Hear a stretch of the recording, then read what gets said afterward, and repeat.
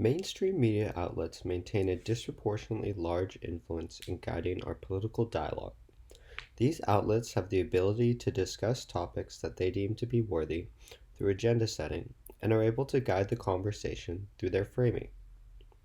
The power of the media has been utilized to win elections and alter discourse on policy decisions ever since the establishment of a postal network and local newspapers in the 1970s. When describing mass media, JFK said, "The flow of ideas, the capacity to make informed decisions, the ability to criticize, and of the assumption on which political democracy rests depends largely on communications. And you are the guardians of the most powerful and effective means of communication ever designed." Simply, mass media, which is influenced by large corporations and wealthy donors, are given unchecked control over communication and dialogue within the United States. This begs the question, how did large corporations gain and maintain their influence on our political dialogue? Paul Starr from Princeton University gives a brief history of American media up to the late 1980s. In 1927, Congress created the Federal Radio Commission, FRC, which began rewarding licenses to high-powered commercial organizations rather than dividing these licenses among a large number of low and moderate-powered stations.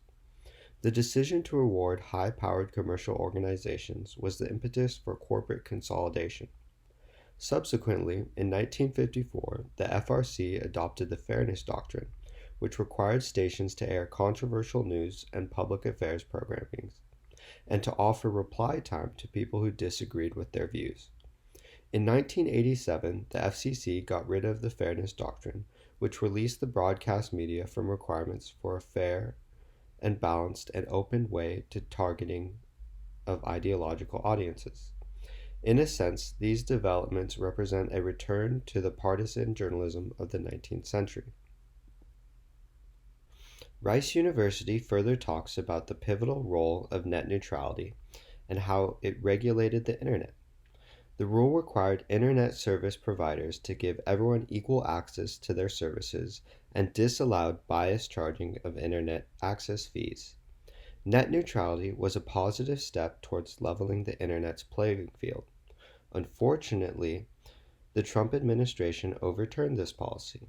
This regulation and subsequent deregulation of the internet is integral to the issue of maintaining high journalistic standards.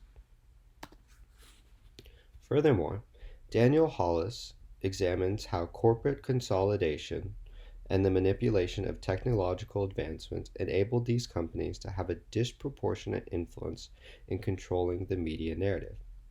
Hollis describes how, as small newspapers and other forms of the media began to shut down, broadcasting companies gained further influence in the dissemination of media narratives. Multimedia companies subsequently augmented their influence as they engaged in mergers and consolidations for the sake of shareholder profits. To answer the research question, I will analyze a longitudinal study of leading scholars who research the history of journalism and media practices. It is important to acknowledge that it is hard to study media bias, as the majority of credible journals are connected to this current system. If these journals criticize the system, they are risking future funding and continued work. Mainstream media outlets have gained such a large control over the market that journalists go through an internal debate about whether writing a piece is worth risking their career. Even if one writes a critical piece, the journalist is left debating how much he or she should point out their malpractice. Therefore, for data analysis, I studied the mergers of major corporations that are connected to media outlets, mainly when AOL bought Time Warner for $162 billion in 2000, and more recently when AT&T acquired DirecTV in 2015 for $61.7 billion. I further analyzed different laws, acts, and legal precedents that have affected media bias.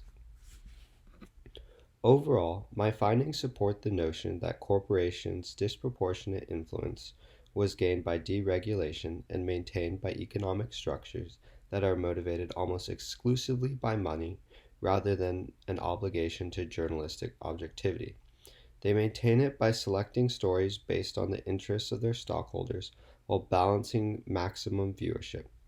However, I want to make it clear that this is not a grand conspiracy where corporate overlords are actively controlling our democracy or directly telling the journalists that they can't talk about certain pieces.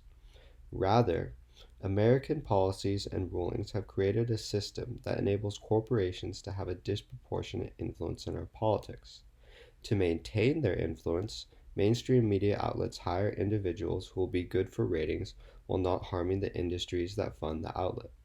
They hire journalists who will frame the discussion in favor of their corporation and won't actively fight against their corruption.